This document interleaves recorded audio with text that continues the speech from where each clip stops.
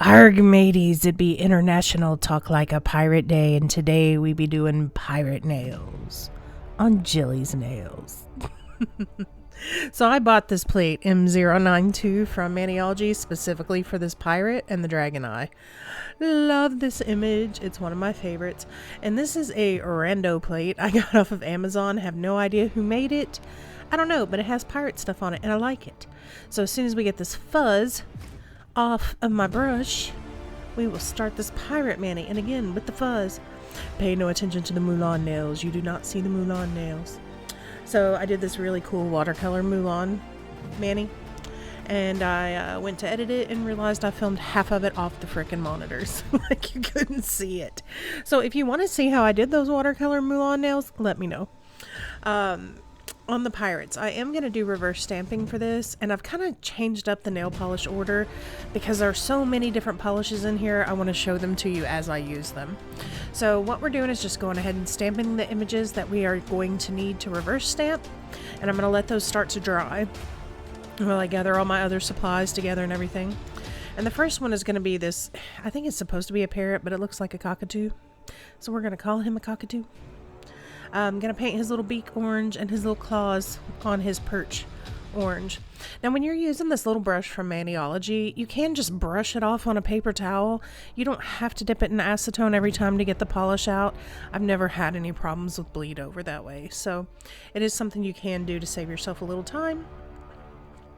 And I wanted to talk about this because I want you to really understand how tiny this is. I mean, those are holes in the paper towel for quilting in the paper towel, and the point of this brush is smaller than a hole in a paper towel. It is teeny tiny, like incredibly sharp pencil tiny. I don't know how else to explain it. So when I go through to do this, I always do a dabbing motion. And if you ever see it where it looks like I'm actually dragging it, it's because I'm floating the polish like I would a top coat, so that there's actually a little ball of polish under the brush, and I'm just using the brush to move the ball so that you don't drag through the outline and smear it, which I have done a lot. So I had to learn the hard way, and I had to check it like twice to make sure I didn't do it on this one and the pirate head. The next color is Boba. This is from the April Mani by Me box. You can also just get this online through Maniology. I am a Maniology affiliate. You can use code JILLIE10 for 10% off. So this color is, the only way I can honestly think to describe it is like a true dark brown that's also a neutral. In some lights it looks a little warm, and some other lights it looks cool toned. It's very odd, but very beautiful, deep, chocolatey espresso brown. So it's definitely one I would recommend if you don't have it, especially for fall coming up. And this is my favorite gold. I really like this one. Y'all, my sinuses are acting up, so if I sound crazy, I'm sorry. I'm going to use this gold just to do kind of the bucket or the buckles and the handles on the sword, so that it has that lovely little gold color to it. And what I'm doing is just kind of trying to alternate the areas that I'm working in, so the gold can dry while I'm doing the bone part in the face and all that kind of stuff. So I'm kind of not necessarily working bottom up, or in, like, normally I would say do the eyes first and then work your way up, right? But in this case, it needs room to dry, and these colors aren't really going to overlap each other. So it's not that big of a deal just to kind of work around in little sections and let one section dry as you're working on another one. I'm going to use the color PEWTER, which is my word of doom. I have to think before I say that word every time. It's horrible for me. I don't know why I can't just say it. So I'm going to go in and use a PEWTER for the sword, for the blade of the sword on this. And then I'm going to go back in and use the gold on the rest of the handle. I couldn't decide if I wanted it to look like it was wrapped with leather. A lot of swords are actually wrapped in cord or leather on the handle. So,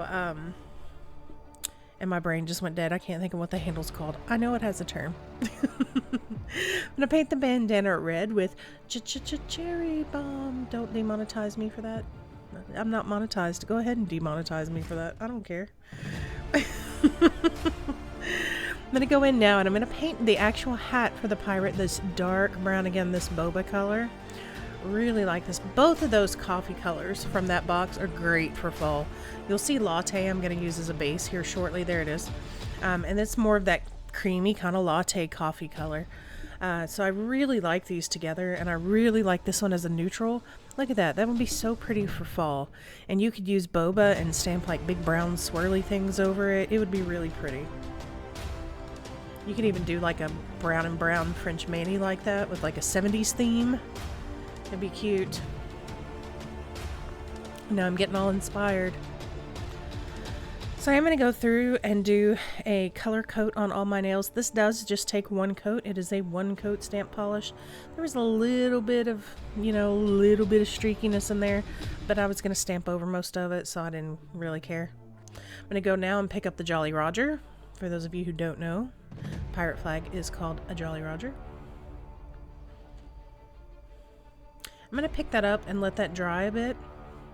And then once it's dry, I'm going to go in with just a little dab of coconut on it to fill in the skull head and the bones on it, so that will show up when I stamp it on the nail.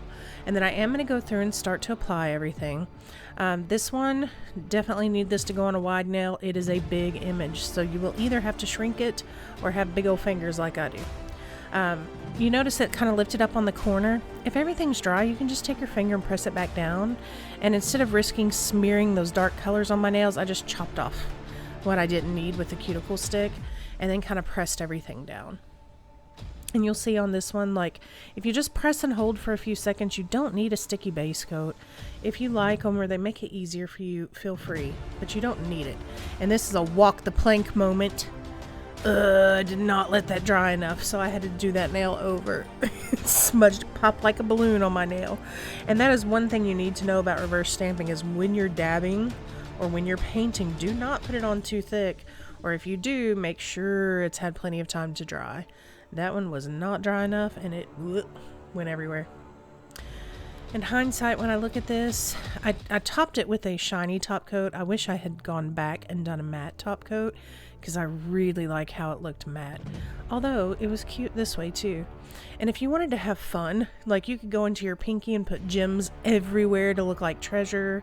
There's just all kinds of extra things you could do to bulk this up if you wanted to. I loved this. One of my favorite manis I've done so far this year. So much fun. I hope you guys liked it too. Let me know what you think. Let me know if you have any questions, and let me know if you also like pirates. Thank you so much for watching. Bye-bye.